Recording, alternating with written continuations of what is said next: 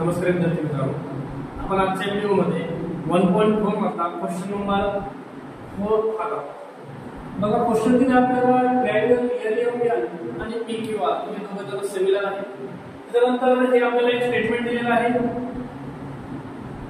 आणि क्यूआर दिले, तुम्हाला एमएन फाइंड आउट करायचे. क्यूआर आणि एमएन ह्या करस्पॉन्डिंग साइड आहे.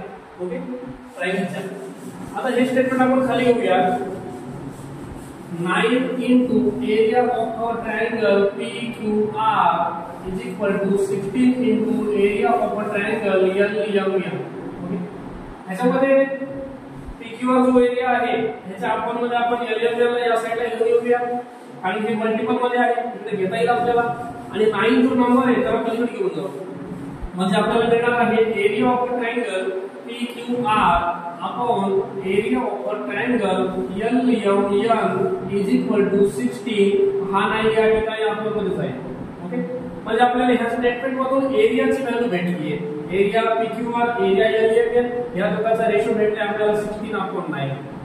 आता आपल्याला थेरम वापरता येईल आणि थेरम वापरून QR दिले तर LMN काढता येईल. By theorem, by using theorem of area of a similar triangle.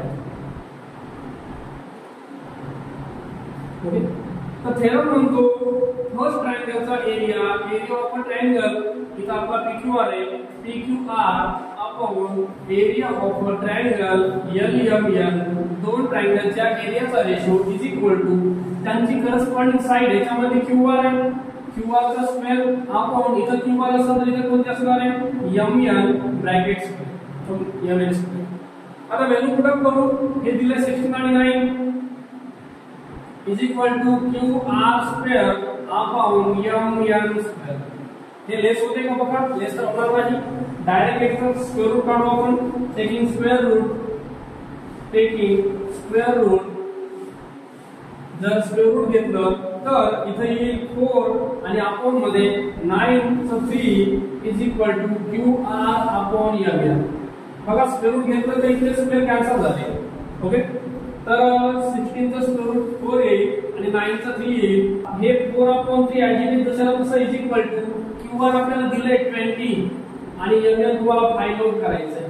तर MN या साइडला येईल, म्हणजे MN इज इक्वल टू, बघा हा 20 च्या मल्टिपल मध्ये हा 3 जाईल आणि अपॉन मध्ये एक 4 खाली येईल.